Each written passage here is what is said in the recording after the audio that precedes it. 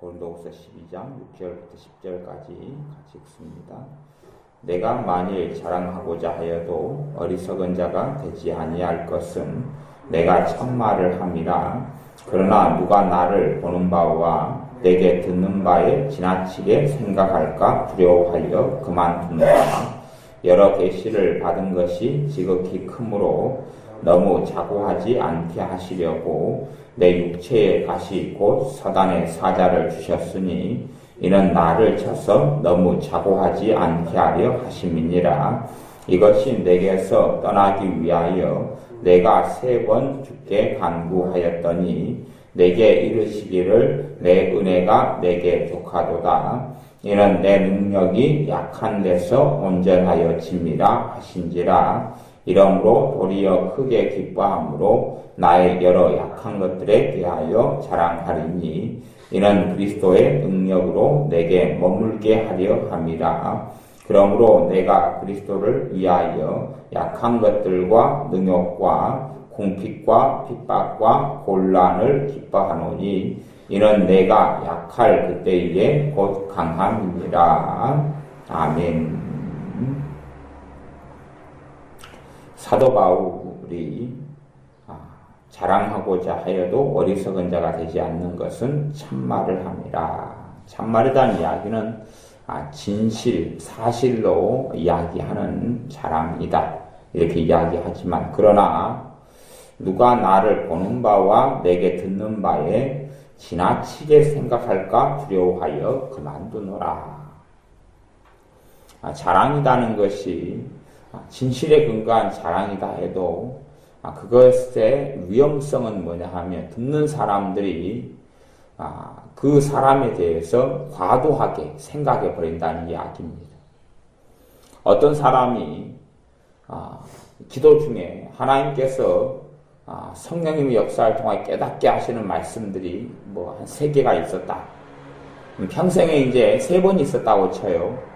3번이 있는 걸 갖다가 내가 기도 중에 하나님께서 이런 것을 깨닫게 해주셨고 이런 걸 깨닫게 해주셨고 이런 걸 깨닫게 해주셨습니다 라고 간증을 해요. 그러면 듣는 사람들은 어떻게 생각하냐 그러면 저 사람이 인생에 있어서 딱 3번 하나님께서 말씀을 기도 중에 깨닫게 해주셨구나 라고 생각하는 게 아니라 평상시에 저 사람은 하나님의 말씀을 기도 중에 깨닫는 모양이구나 이렇게 생각하면서 나는 나는 그런 일이 지금까지 거의 없는데 저 사람은 매일 그러는 모양이네 나는 어쩌다가 있는데 등등의 생각을 한단 말이지요.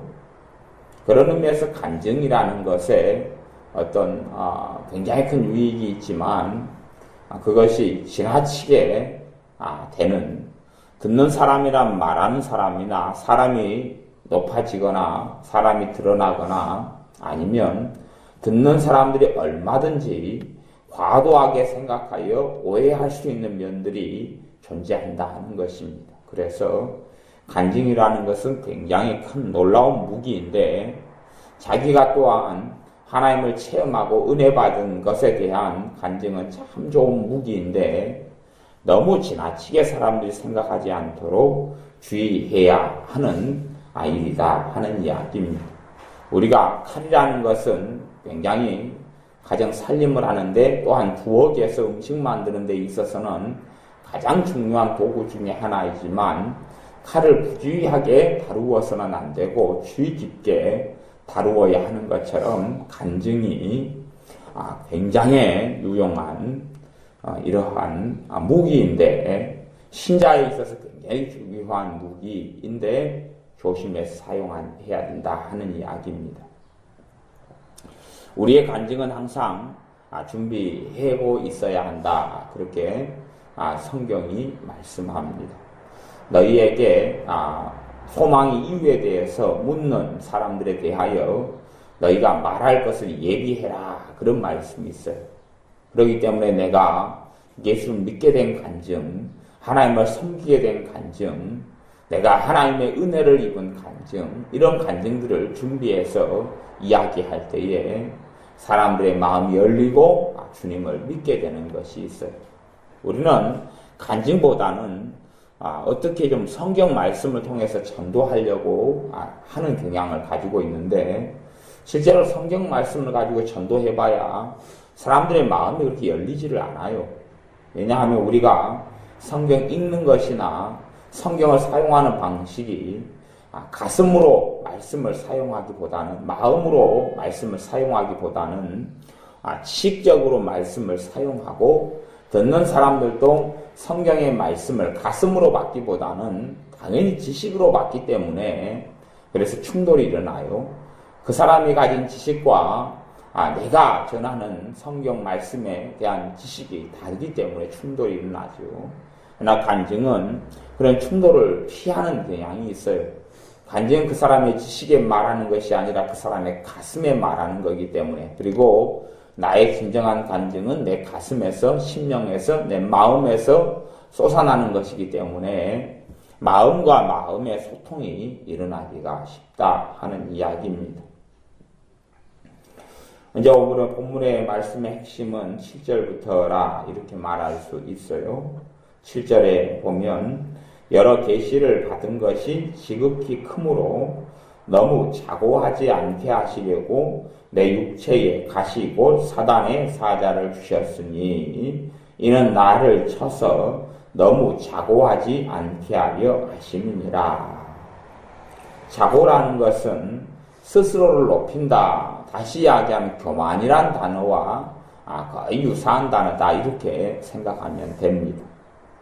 여러 계시를 받은 것이 지극히 크므로, 사도 바울은 성경에서 바울의 간증을 볼 때는 주님께서 직접 복음을 가르쳐 주셨고, 주님께서 계시를 통하여서 말씀을 가르쳐 주셨다 하는 내용들을 접할 수가 있습니다.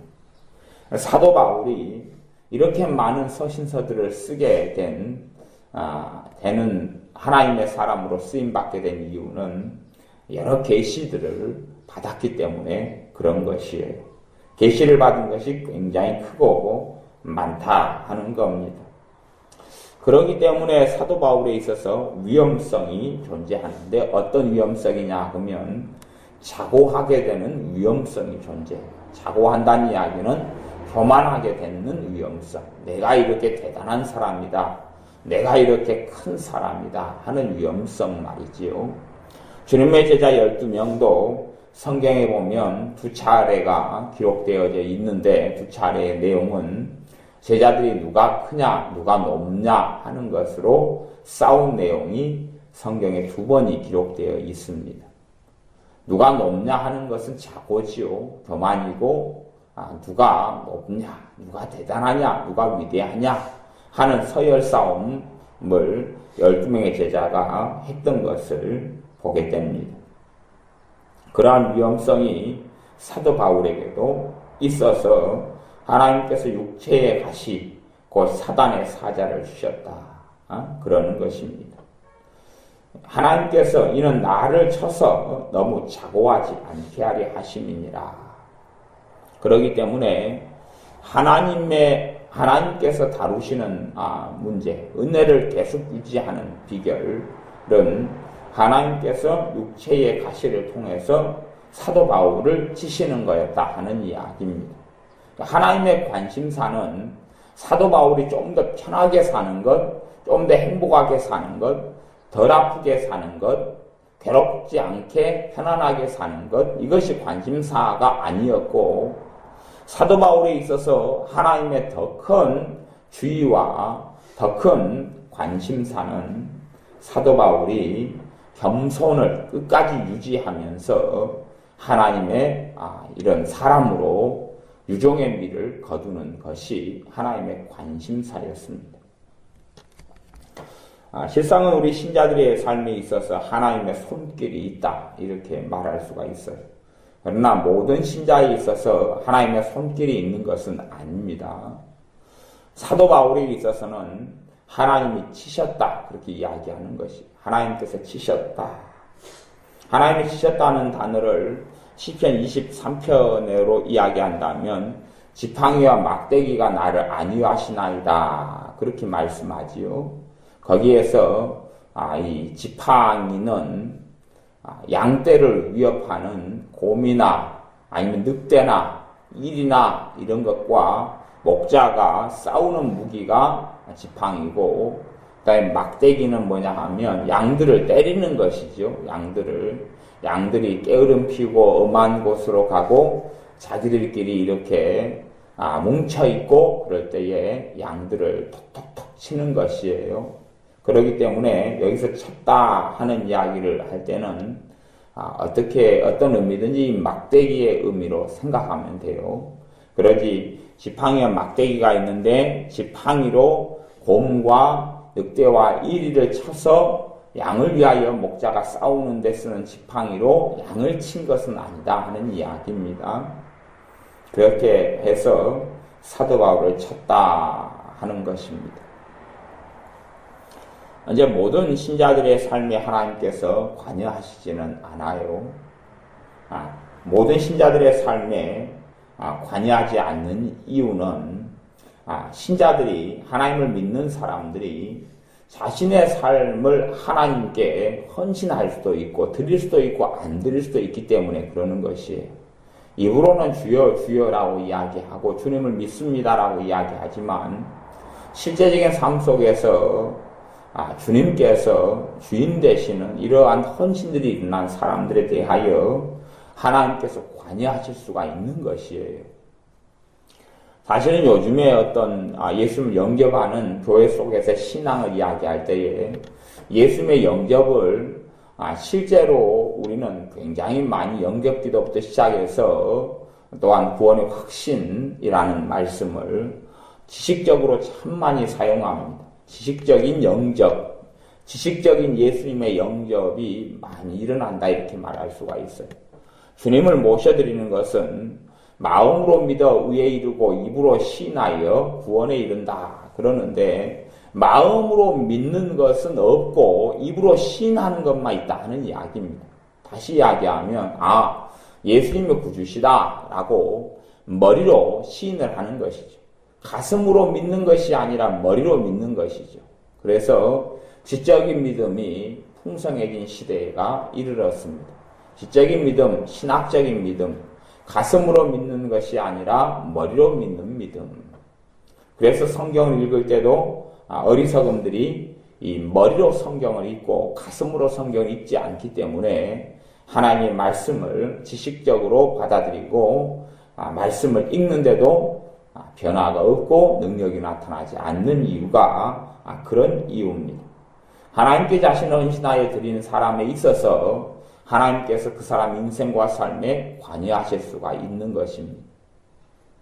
그래서 우리가 하나님께서 이 사도 바울에게 육체의 가시를 주신 것 같은 일을 모든 신자의 삶에서 경험하지는 못합니다. 우리는 교만한 사람들, 교만한 신자들을 종종 봅니다. 종종 보면 저 사람의 삶에 있어서 어려움, 육체의 가시, 사탄의 가시, 또 고통 이런 것을 찾아보지 못하는 경우도 굉장히 많습니다. 큰 교회의 장로님, 회사 사장님들이 요즘에 장로님들이 많이 됩니다. 돈이 많은 사람.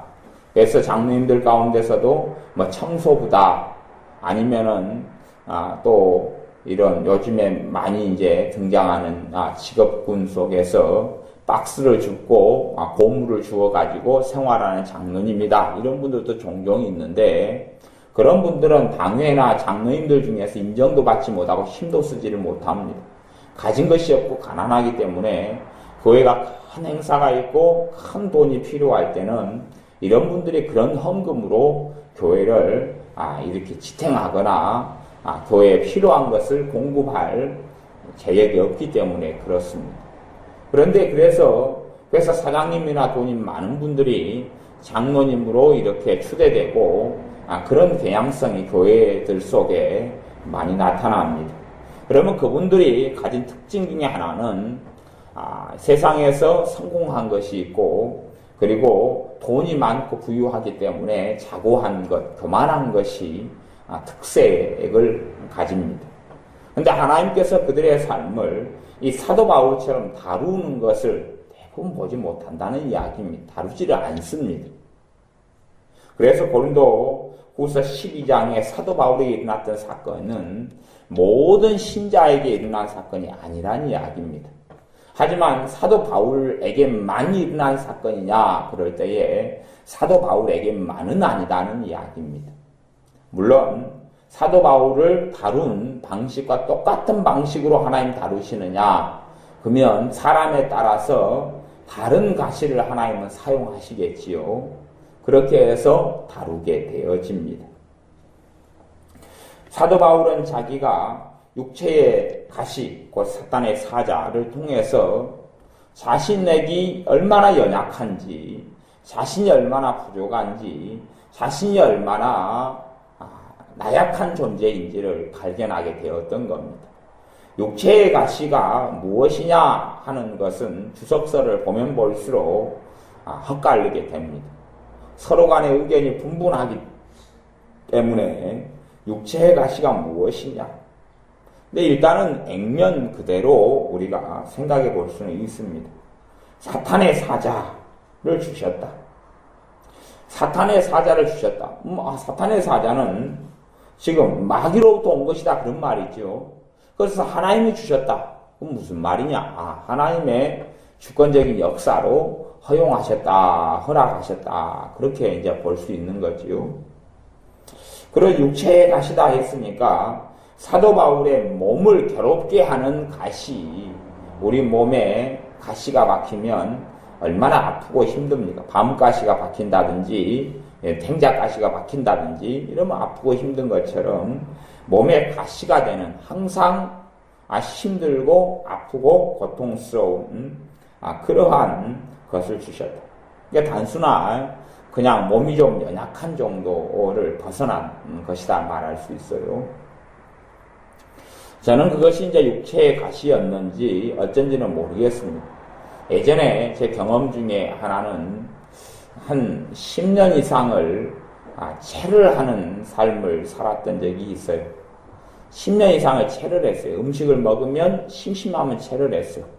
음식을 먹을 때 체를 할 때에 몇 가지 특징이 있었는데 그 중에 일반적인 것이 음식을 과식하면 과다하게 먹으면 연치고 체를 해서 그날 저녁은 굉장히 괴로움을 보내면서 잠을 잤어야 해요. 그래서 과식을 하게 된 다음에는 아무 활동을 못했어요. 항상 기도하면 성령님께서 제게 하시는 말씀은 과식하지 말라 하는 말씀을 참 많이 주셨던 것 같아요. 적당히 먹어라, 과식하지 말아라 하는 말씀이에요. 그리고 과식을 하게 되는 충동들이 많이 일어나고, 그래서 제가 먹어야 될 선을 조금 넘거나 좀 많이 넘거나 그러면 속이 보대끼고, 그리고 체를 하고, 그 다음에는 어떤 영적인 일이나 영적인 활동, 기도도 못하고 성경도 못 읽고, 그리고 이 하나님의 자녀들을 돕거나 세우거나 가르치는 것도 못하고 아무것도 못하게 되고 그냥 누워서 이렇게 쉬어야 되는 일들만 있었어요.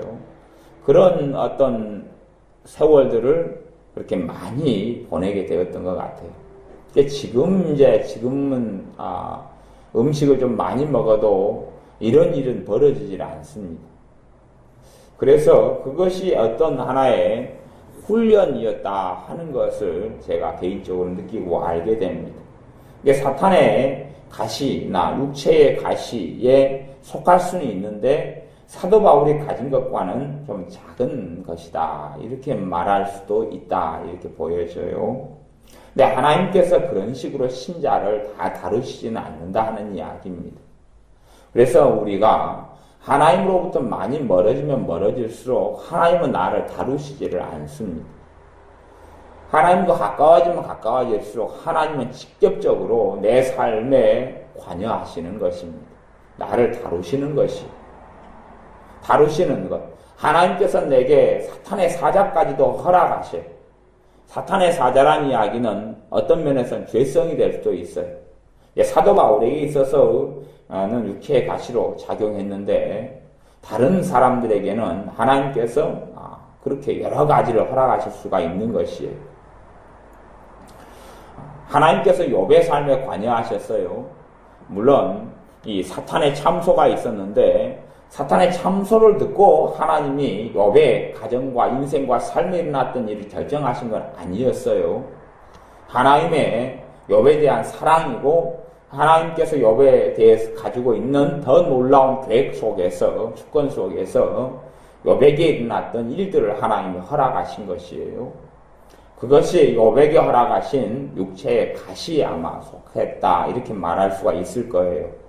욥의 자녀들이 다 죽고 욥의 재산이 다 무너지고 사라지고 그리고 욥의 이 존경과 권위나 인정받았던 삶도 다 사라지고 심지어 욥에 가장 가까웠던 세 친구마저도 욥을 정죄하고 고통을 주고 가시가 되고 그리고 욥의 육신은 병들어가고 욥과 함께 살았던 욥의 아내마저도 하나님을 저주하고 죽으라 할 정도로 욥이 비참한 지경에 이르렀는데 그것이 욥에게 허락하신 하나님이 주신 육체의 가시다 이렇게 말할 수가 있을 것이에요. 하나님이 허락하신 육체의 가시, 사탄의 사자지요. 왜 욥에게 그런 삶이 하나님께서 관여하시는 것이 있었느냐? 욥은 하나님을 사랑한 사람, 하나님을 경외한 사람이었기 때문에 그렇다는 이야기예요. 우리가 우리 동네에서 살고 있는데 하나님께서 꿈이나 예언이나 환상을 통해서 야, 너는 어느 동네로 가서 이사해라 라고 말씀하시는 경우가 거의 없단 말이죠. 그런 것은 거의 찾아보기가 어려워요. 아마 이제 거꾸로는 있을지 모르겠어요. 우리가 이사를 해야 돼요. 하나님께 기도를 해요. 그랬더니 하나님께서 어디로 가라 이런 감동을 주실 수도 있고 어느 지역이 떠오를 수도 있고 어느 지역으로 이사 가는 것이 꿈이나 환상으로 보일 수도 있겠어요. 근데 그것하고 아브라함에게 주신 것하고는 다른 일이지요. 아브라함에게는 하나님께서 인생에 관여를 하셨어요. 관여를 해서 어찌됐든지 간에 자신의 고향 갈대아 우르에서 부모 형제 간에 잘 먹고 잘 살고 있었는지 어쨌든지 간에 그렇게 살고 있었다고 보여져요. 근데 하나님께서는 아브라함의 삶에 나타나셔서 말씀하시고 일대의 변혁을 일으킵니다. 갈대아 우르를 떠나서 내 친척, 고향 친척집을 떠나서 내게 지시할 땅으로, 내가 지시할 땅으로 가라. 그것이 가나안 땅이고 팔레스틴이었지요. 가라는 것이 아브라함의 삶에 하나님은 주권적으로 관여하시는 것입니다. 근데 이러한 일이 보통 신자들에게는 없다는 이야기입니다. 이 사도 바울에게 일어났던 하나님의 주권적인 역사하심이 없다는 이야기입니다. 이게 하나님의 섭리다 이렇게 말할 수 있는 사건이 고린도후서의 12장 이 사건이 하나님의 섭리적인 역사. 이런 것이 신자들의 삶에가 없어요. 왜 없냐 그러면 신자들이 하나님을 사랑하지 않고 하나님을 구하지 않기 때문에 단지 도움이 필요할 때 하나님을 구하는 것은 있겠지요. 축복이 필요할 때 하나님을 구하고 은혜가 필요할 때 하나님을 구하고 묶인 문제 속에 하나님을 구하는 건 있지요. 그러나 자신의 삶 속에 하나님께서 주권적인 역사로 이끌어 가시고 관여해 달라고 내가 뜻하지 않아도 내가 원하지 않아도 심지어 내게 고통이 되고 내게 힘든 일이 되어져도 하나님의 뜻이다 하면 그런 일이 일어나게 해주십시오. 나는 헌신, 그런 하나님에 대한 사랑이 없기 때문에 하나님께서 그런 신자들의 삶에 관여하실 수 없다는 이야기예요. 그러나 하나님을 사랑하는 사람들, 하나님을 찾는 사람들에게는 하나님이 관여하신다. 그것을 우리가 로마서 8장 26절에 하나님을 사랑하는 자, 곧 그 뜻대로 부르심을 입은 자들에게는 모든 것이 합력하여 선을 이룬다 라는 말씀이 이 말씀과 연결되는 말씀이 된다는 이야기입니다. 모든 신자들의 삶에 모든 것이 합력하여 선을 이루는 것이 아니지요. 어떤 신자들요? 하나님을 사랑하는 자들. 그 신자들의 삶에는 모든 것이 합력하여 선을 이룹니다. 그것이 어리석음이든지 그것이 죄든지 그것이 연약함이든지 그것이 결점이든지 못 배운 서러움이든지 아니면 상한 마음이든지 상처든지 괴로움이든지 여러 가지 일들이 하나님을 사랑하는 사람에게는 합력하여 아름다운 결과물을 만들어냅니다. 물론 아름다운 결과물, 합력하여 선을 이룬다 하는 것이 하나님이 기뻐하시는, 하나님이 중요시 여기신 선을 이야기하는 것이지 내가 원하는 쾌락이라든지 나의 육신의 안락함을 이야기하는 것은 전혀 아닙니다. 하나님의 뜻이 성취되고 이루어지는 것이지요. 사도 바울의 삶에는 하나님께서 관여해서 하나님께서 사도 바울을 육체에 가시 사탄의 사자로 쳤습니다. 왜냐하면 사람들이 원하는 관심사와 하나님의 관심사가 틀리지요. 하나님의 관심사는 어떤 하나님의 사람이 좀 더 편하게 사는 것보다 더 중요한 관심사가 있습니다. 그가 자고하지 않고 교만하지 않고 끝까지 종의 자리에서 끝까지 겸비한 하나님의 쓰임받는 위치에서 떨어지지 않고 주신 사명을 다 이루고 그리고 하나님 앞에 서서 영광의 면류관을 받게 하시는 것이 하나님의 주된 관심사입니다. 이 주된 관심사를 이루게 하시기 위하여 관여하시는 것입니다. 우리의 어떤 부수적인 관심사 정도가 아니지요. 그렇기 때문에 우리의 질병이 치유되는 것, 몸이 아픈 사람에 있어서는 이것같이 긴급하고 중요한 것이 없는데 사도 바울에 있어서는 질병을 허락하신 것처럼 보여요. 육체의 가시라는 단어를 볼 때에요. 그래서 하나님의 궁극적인 관심사, 하나님께서 참으로 중요시 여기는 걸 이루기 하기 위하여 육체의 가시, 이 질병도 수단으로 사용되었던 것이에요. 우리가 말씀을 보고 우리 주님의 사역과 대속을 볼 때에 주님께서 하시는 말씀이 그러죠. 주님에 대한 말씀이 주님이 채찍에 맞음으로 너희가 나음을 입었도다. 병 고침, 병에 대한 치료를 너희가 예수님의 채찍에 맞음으로 입었다라는 말씀이 있어요.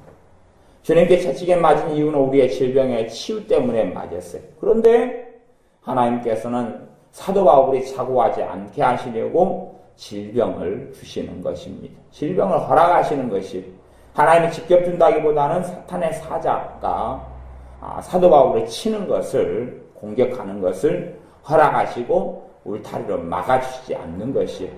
요백에서 쳐놨던 울타리를, 산울을 치우시는 것과 똑같은 일이다, 이렇게 볼 수가 있지요. 그래서 이것이 3번 떠나가기 위하여서, 없어지기 위하여 주님께 간구했다. 이 3번을 간절히 기도했어. 그냥 기도가 아니라 간구했다. 그때의 응답이 옵니다. 주님의 응답. 주님께 친히 말씀하셔요. 내 은혜가 너에게 족하도다. 이는 내 능력이 약한 데서 온전하여 짐이라. 은혜가 족하다. 은혜가 족하다는 이야기는 너가 죽을 때까지 육체의 가시를 놔두겠다, 그런 말씀은 아닐 겁니다. 지금 사도 바울의 현재에 있어서는 들어줄 수 없는 기도 제목이다 하는 이야기죠. 사도 바울에 있어서 어떤 것이 더 훈련되어져야 하기 때문에 그렇습니다. 우리는 주님 앞에 갈 때까지 훈련되어져야 됩니다. 디모데후서 3장 16절 17절에 보면 하나님의 말씀은 이 성경은 하나님의 감동으로 된 것으로 교훈과 책망과 바르게 함과 의로 교육하기에 유익하니. 교육한다 그래도 훈련시킨다 그 말입니다. 하나님의 의로, 하나님의 말씀은 교육, 훈련을 시키는데 유익하다. 훈련을 시키는 것이에요. 말씀의 끝까지 하나님의 자녀를 훈련시키는 것입니다. 가르치는 것이에요. 양육하는 것이지요. 그런 것처럼 하나님께 나아갈 때까지 신자는 계속하여 자라가야 되고 또한 훈련되어져야 되고 가르침 받아야 합니다.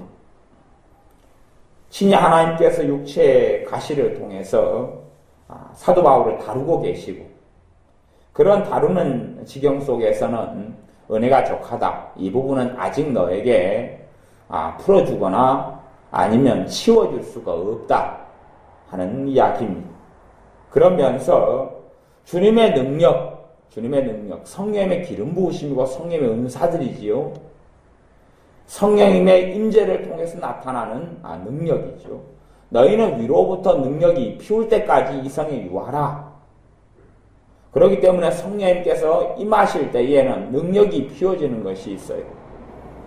그래서 어떤 어리석은 사람들은 성령님이 이퀄 능력이다 이렇게 보는 사람들이 있지요. 하지만 성령님이 능력이 되지는 않습니다. 하지만 성령님을 통하여 능력이 임하는 건 사실입니다. 주님의 능력, 내 능력, 주님의 능력이 약한 데서 온전하여집니다. 누가 약한 데서요? 사람이 약한 데서, 신자가. 사도 바울, 너가 약한 데서 온전하여진다. 오히려 너가 재능이 많고, 너가 유능하고, 너가 지혜롭고, 너가 건강하고, 너가 자신감이 넘치고, 이럴 때에 하나님의 능력이 나타나는 게 아니다. 내 능력이 나타나는 게 아니다 하는 이야기입니다.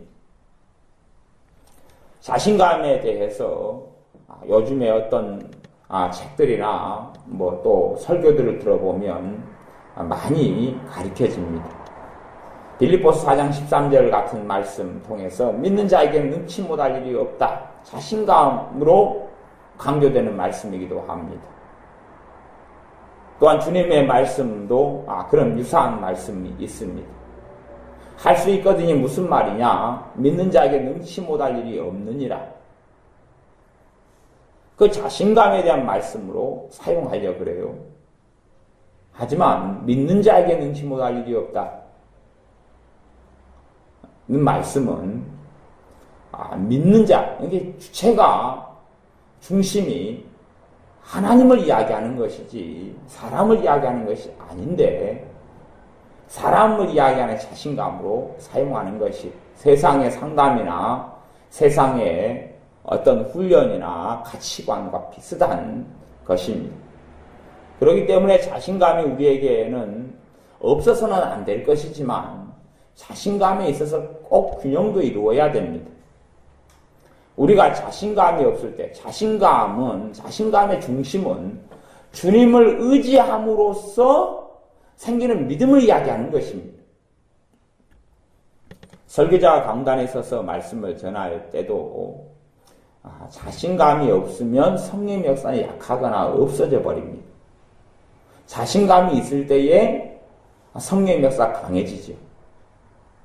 그래서 자신감은 너무나 중요합니다. 그런데 겉으로 볼 때는 비슷한 것 같은데 자신감이 서로 다른 양상의 자신감 두 개가 있어요.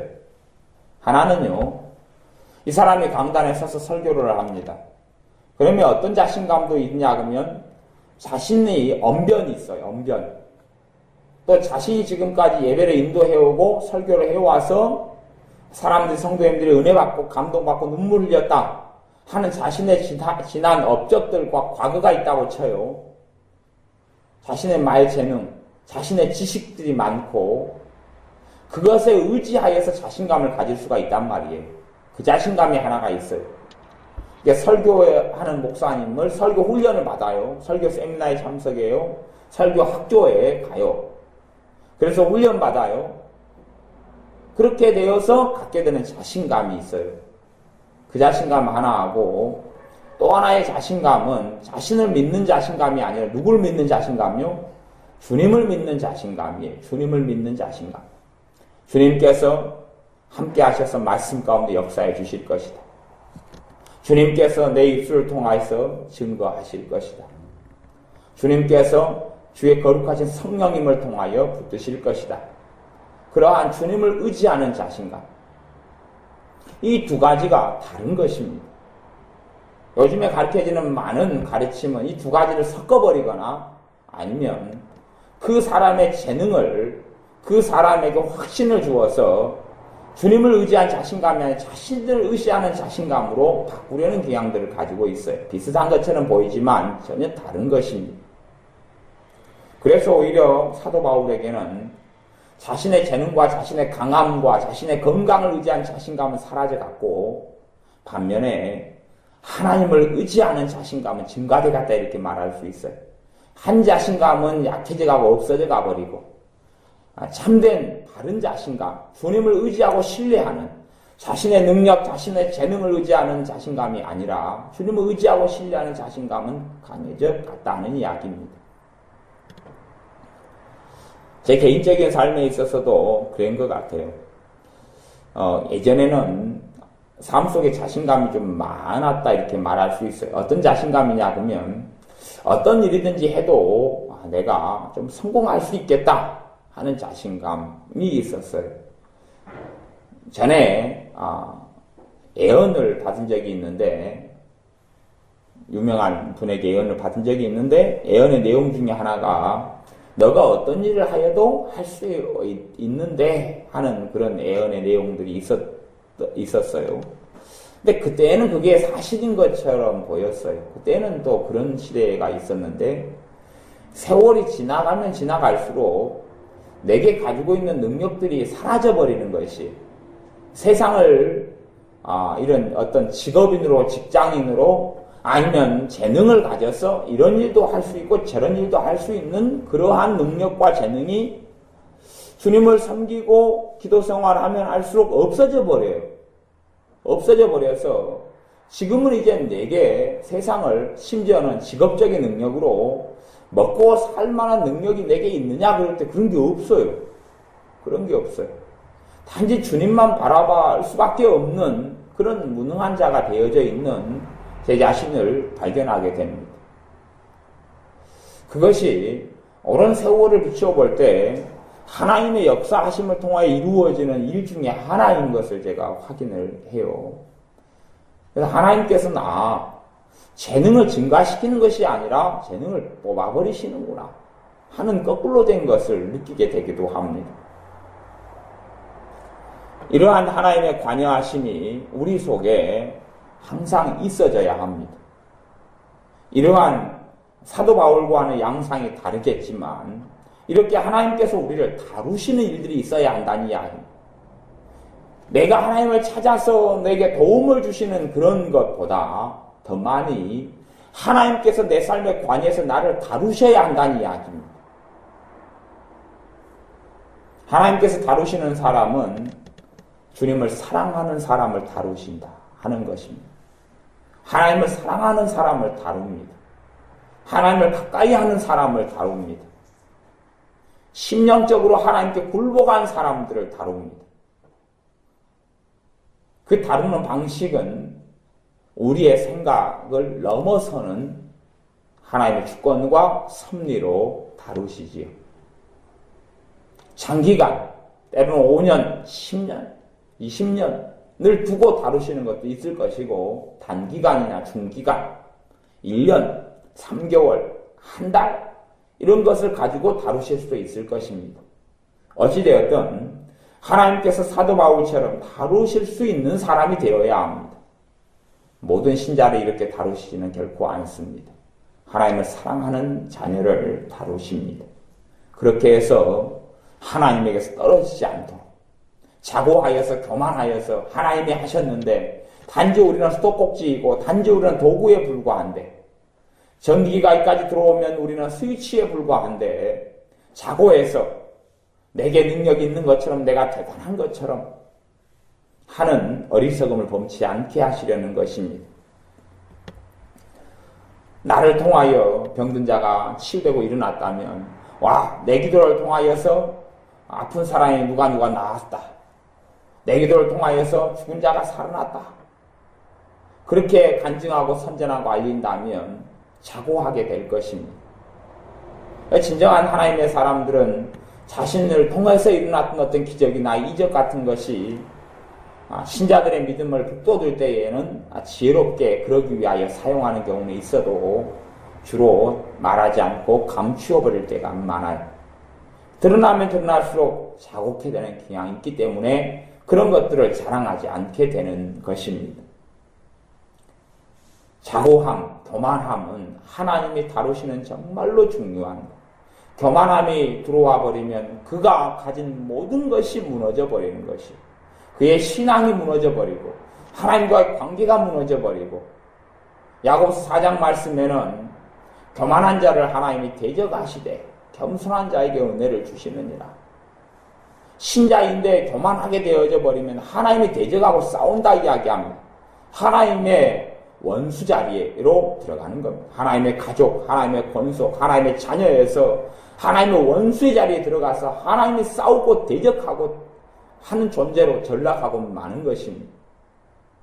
그렇기 때문에 하나님께서는 우리의 삶 속에 이 겸손이라는 것, 자고하지 않는 것, 교만을 무너뜨리는 것, 이것이 하나님께는 너무나 중요한 우리에게 요구하시는 이러한 경건이 될 것입니다. 대부분의 신자는 겸손한 것, 자고하지 않는 것, 교만하지 않는 것에 대하여 관심이 적거나 없는데 오히려 교만해지는 것에 대해서 관심이 있을지도 모르겠습니다. 인정받는 것, 높아지는 것, 대단한 업적을 이루는 것, 다른 사람들이 칭송하는 것, 이게 다 자고해지는 증상들입니다. 와, 당신 대단한 사람입니다. 당신은 대단한 능력이 있군요. 당신은 하나님의 축복을 받았군요. 성공했군요. 많은 재능이 있군요. 야, 당신 찬양 놀랍군요. 이러한 당신 설교 대단하군요. 이러한 칭찬과 인정을 통해서 자고해지는 것이 사람이 추구하는 것일지 몰라도 하나님은 자고하지 않게 하시려는 게 하나님의 뜻입니다. 하나님이 중요하게 원하시는 경건의 훈련입니다. 그래서 우리와 하나님이 원하시고 바라보는 방향이 틀린 경우가 많다는 것이지요. 사도 바울은 주님의 응답을 듣고 기뻐했습니다. 내 은혜가 너에게 족하도다. 이는 내 능력이 약한 데서 온전하여짐이라 하신지라. 이러므로 도리어 크게 기뻐함으로 나의 여러 약한 것들에 대하여 자랑하리니. 사도 바울이 그렇게 생각하니까 육체의 가시를 통해서 뭐가 약합니까? 몸이 약하지요. 육체가 약합니다. 그거 말고도 약한 것들이 많이 있는 것이에요. 그래서 이것도 자랑해야 되겠다. 육체의 가시가 사도 바울에게 있어서 어떤 신학자들은 안질이었다, 눈병이었다, 이렇게 말하고 그러는데, 제가 볼 때에는 주로 그런 것도 될 수 있다고 봐요. 사도 바울이 복음을 전하면서 돌에 맞아서 이렇게 쓰러진 적이 있어요. 그래서 성 밖에 버려진 적이 있어요. 그때 아마 삼층천, 지금 이야기하는 고린도후서 12장에 있는 삼층천 체험을 했지 않았는가 싶어지기도 해요. 돌에 맞아서 단지 쓰러진 게 아니라 죽은 것 같아요. 죽었다가 살아난 것 같아요. 그런데 그러면서 사도 바울이 돌에 맞으니까 주로 머리를 맞죠. 그래서 4가지 이렇게 문제가 생기는 후유증이 생겨서 이 언어가 어눌하고 말이 어눌한 일이 벌어진 거예요. 처음부터 사도 바울이 말이 어눌하거나 언어가 어눌하진 않았다는 것을 우리는 사도행전의 기록을 통해 봅니다. 사도행전에서 바나바와 바울이 복음을 전할 때 누가 말씀을 주로 전하냐 하면 사도 바울이 말씀을 다 전했어요. 그래서 허미와 스스, 심지어 그리스 로마 신화인 웅변의 신이다까지 사도 바울이 이야기했단 말이지요. 허메네스, 웅변의 신, 이렇게 이야기까지 할 정도니까 처음부터 사도 바울이 언변이나 웅변이나 아니면 말하는 것에 있어서 이렇게 제한이 있었던 건 아니다는 걸 알 수 있어요. 이 육체 예수님의 흔적을 내가 가졌노라 했던 것처럼 아마 핍박을 당하고 복음을 전하는 과정 속에 돌에 맞고 이러면서 몸에 이제 문제가 생겨져 버린 것 같아요. 그것일 수도 있는 가능성도 있다. 어쨌든지 간에 사도 바울이 약한 것 중에 하나가 됐고 주님의 말씀을 듣고 나니까 사도 바울은 자기에게 더 약한 것들이 많잖아요. 이 약한 것, 내가 퍼펙트한 사람이 되지 않는 것, 내가 이렇게 부족함이 많은 사람으로 남아있는 것, 이게 자랑거리구나. 이걸 자랑한다 해서 사람들이 나를 보고 당신 대단한 사람이군요 하지는 않을 거고, 오히려 내가 이런 부족함과 연약함들을 가지고 있을 때에 주님의 능력의 통로가 된다는 이야기입니다. 사람들은 자신이 퍼펙트해지기를 원합니다. 성령 충만을 통해서 자신이 완벽한 사람이 되기를 원하는 사람들도 많습니다. 저도 오랫동안 성령 충만을 구하면서 성령 충만이 더 있으면 내가 더 완벽해질 텐데, 또 심지어 경건훈련을 통해서 내가 더 완벽해질 텐데, 경건훈련도요, 완벽해지기 위한 경건훈련이 사실은 아닌 것입니다. 내 자신의 성품을 완벽하게 만들고 내 자신의 약점들을 보완하고 없애는 이러한 경건훈련이 아닌데, 그런 식의 경건훈련으로 다른 방향으로 우리가 살아나갑니다. 성령 충만을 통하여 나를 퍼펙트하고 완벽한 사람으로 성령님께서 만들어 주실 것이다. 주님께서 만들어 주실 것이다. 그런 것이 아닌데요. 그렇기 때문에 이 놀라운 하나님의 사람은 약한 것들이 많은 것을 자랑하게 된다는 이야기입니다. 한두 가지가 아니었으니까요. 여러 약한 것들이죠.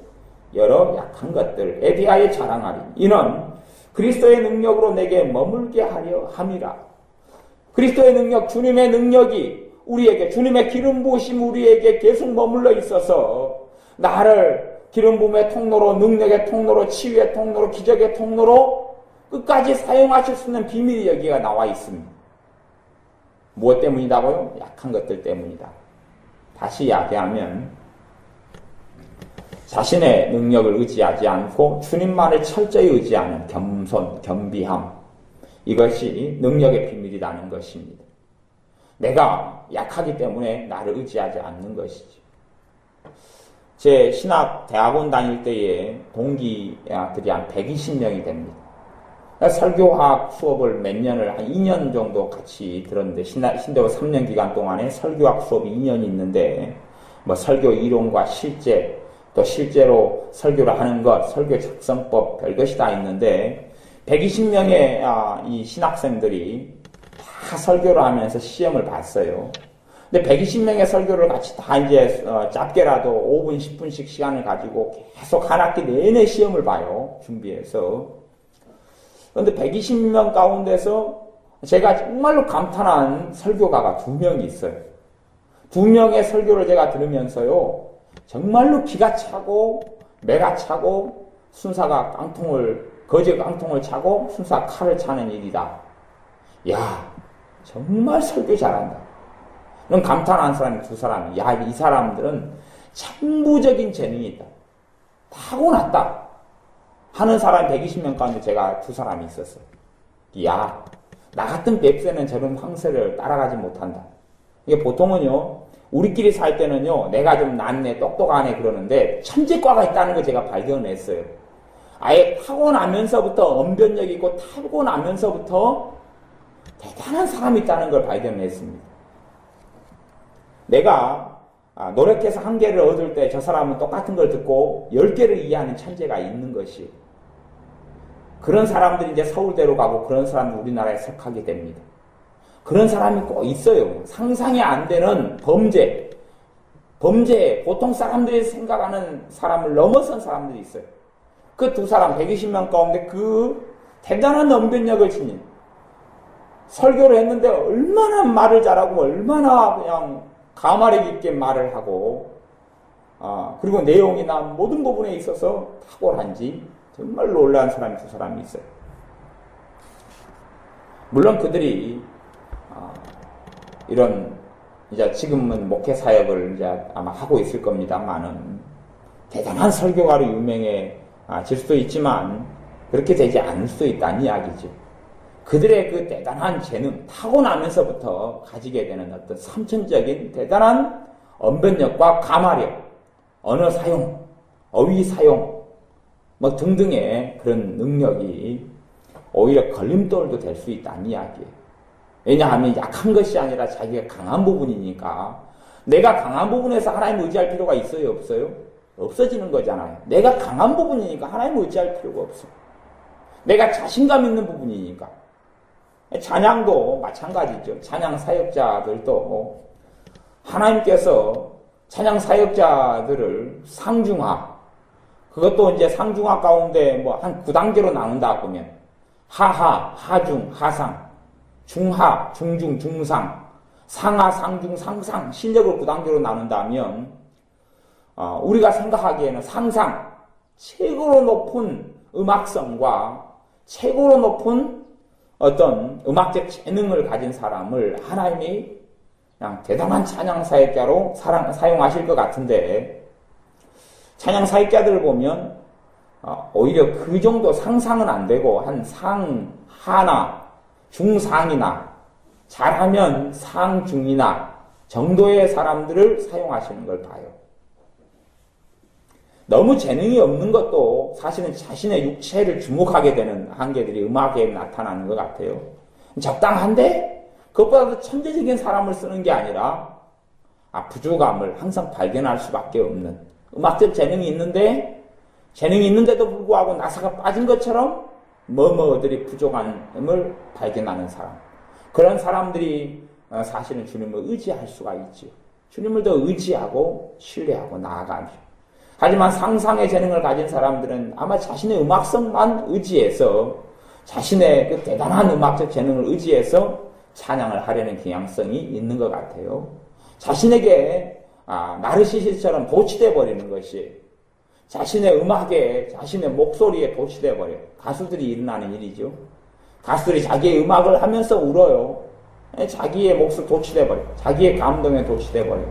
설교자들도 이런 감동적인 언어를 사용하고 감정을 팍팍 담아가지고 설교하는 분들은 자기의 설교에 자기가 도취돼 버리고 감동을 받아버립니다. 하지만 하나님과는 아무런 상관이 없는 일이지요. 그래서 약할 때에 그리스도의 능력이 나타난다는 이야기, 머물러 있다는 이야기입니다. 약하기 때문에, 내가 부족한 부분이 있기 때문에 그 영역에 있어서 누구만 의지합니까? 주님만 철저하게 의지하기 때문에 그렇습니다. 10절에 보면 그러므로 내가 그리스도를 위하여 약한 것들과 주님을 위하여 약한 것들과 능욕, 주님을 위하여 받는 모욕과 핍박, 그 다음 궁핍은 없는 것이, 육체적으로 궁핍이란 말은 쌀이 떨어지고 돈이 없고 입을 옷이 없고 배고프고 이런 것을 기뻐한다. 우리가 상상이 안 되는 것이지. 배고프니까, 돈이 없으니까. 아마 우리는 그렇게 생각합니다. 하나님 1년간 쓸 것을 팍팍 채워주세요. 노년에 20년 살아갈 것을 다 해결해 주세요. 그러는데 사도 바울은 오히려 내일이 장담되지 않는 오늘을 살아가는데 그걸 기뻐한다. 내일에 내가 답이 없기 때문에 나는 주님을 더 의지할 수밖에 없구나. 내일 먹고 살 것을 주님 도와주시고 책임져 주세요. 그렇기 때문에 신자가 어리석어지기도 합니다. 재능이 없는 신자, 가난한 신자, 무지한 신자, 단점이 많은 신자가 오히려 거꾸로 사도 바울처럼 이것을 기뻐할 수가 있고, 왜 기뻐하냐 하면 내가 정말로 주님을 의지할 것이 이렇게 많구나. 의지하면 되지. 이 부족한 것 때문에 내가 주님을 더 의지하게 만들구나.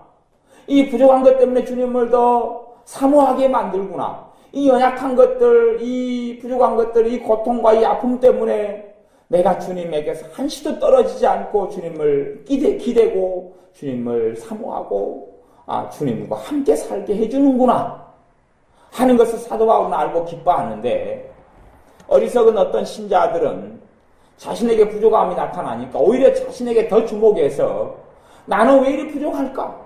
나는 왜 이리 연약할까? 나는 왜 이리 가진 것이 적을까? 나는 왜 이리 항상 흠이 많지? 나는 왜 이렇게 배운 것이 없지? 나는 왜 이렇게 발전하지 않지? 나는 요리 실력이 왜 이리 항상 없지? 나는 왜 항상 이렇게 덜렁대지? 나는 왜 항상 이렇게 미련하지? 나는 왜 이리 지혜롭지 못하지? 등등의 오히려 자신에게 주목해버리는 거꾸로 된 결과를 낳을 수도 있습니다. 그것이 여러 신자들에게 나타나는 일입니다.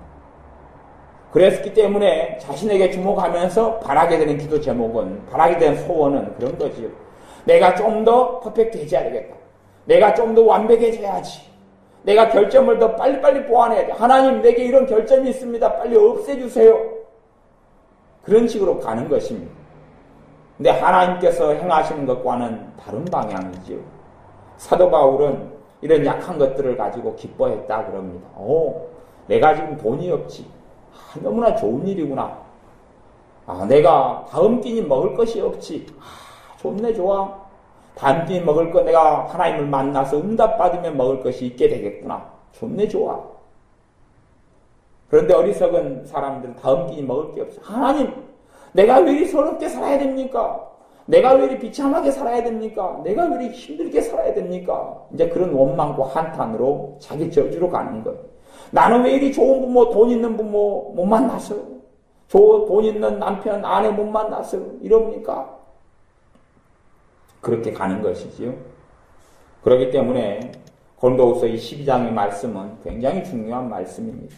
왜 중요하냐 그러면 주님이 친히 주님의 말씀이 있기 때문에 그렇습니다. 주님께서 친히 사도 바울과 지금 만나시고 사도 바울을 다루시고 사도 바울의 삶에 일어났던 일이고, 그래서 사도 바울이 자신의 약한 것이 많이 있는데, 봐보세요. 사도 바울이 궁핍이에요. 궁핍하다는 이야기는 사도 바울이 세상 사는 능력이 이제 없다는 이야기 아닙니까? 먹고 살 게 없어요. 통장에 돈이 없어요. 가진 금은보화가 없다는 이야기 아닙니까? 곤란을 기뻐한다. 곤란이라는 이야기는 자신의 힘으로 해결되지 않는 것들이 여기서 부딪히고 저기서 부딪히고 여기서 튀어나온다는 이야기 아닙니까? 이것을 기뻐한다. 이는 내가 약할 그때 곧 강합니다. 내가 약하니까 강하다는 이야기. 누가 강하다는 이야기입니까? 내 안에서 내 삶 속에 주님이 강하다는 이야기. 내가 약하니까. 강하다는 이야기는 내가 약한데 내 약한 능력으로 가능하지 않은 일들이 이루어져 갑니다. 누가 아는 겁니까? 주님이 하는 것이다. 주님이 드러나고 주님이 자랑되고 주님이 영광받고. 그래서 우리의 삶 속에 사도 바울처럼 주님이 우리를 다루실 수 있는 사람이 되어야 합니다. 주님이 우리의 삶에 관여하는 사람. 그래서 우리를 자고하지 않도록 만드는 사람. 자고하지 않는 것, 겸손한 것, 거만하지 않는 것이 주님에게 있어서는 너무나 중요한 것이었습니다. 그래서 직접적으로 관여를 하시는 거지요. 다루실 수 있는 사람, 그런 사람이 되어져야 하고, 또한 우리는 우리의 여러 약한 것들이 주님을 만나고 주님을 더 의지하는 이러한 귀한 축복의 일환이 된다는 것을 알고, 우리 약한 것들 속에 주님을 의지하는 우리가 되어지고, 오히려 주님의 능력이 더 우리에게 온전히 나타나게 되어지는 축복의 선물로 알고 감사하고, 약한 재능, 약한 일들, 나의 연약함들, 나의 부족함들 속에서 주님을 더 찾고 의지하는 자녀들이 되어져야 합니다. 기도하겠습니다. 아버지 하나님, 사도 바울을 다루시는 하나님의 역사를 우리가 살펴봅니다. 우리도 주님께 우리 자신을 드리오니 우리를 다루어 주옵소서. 우리를 다루어 주옵소서. 그리하여 우리가 교만하지 않도록, 자고하지 않도록 우리를 다루어 주옵소서. 또한 우리에게 더 깊은 영적 깨달음과 지각을 주셔서 참으로 사도 바울처럼 우리의 무수히 많이 약한 것들에 대하여 기뻐하고 또 기뻐하는 믿음을 주시고, 또한 약한 것들 속에서 주님이 드러나시도록, 주님의 능력이 머물도록, 주님이 나를 통해서 역사하시도록, 약함 속에서 주님을 더 신뢰하고 의지하는 우리가 되도록 축복하시며 도와주옵소서. 예수님의 이름으로 기도하옵나이다. 아멘.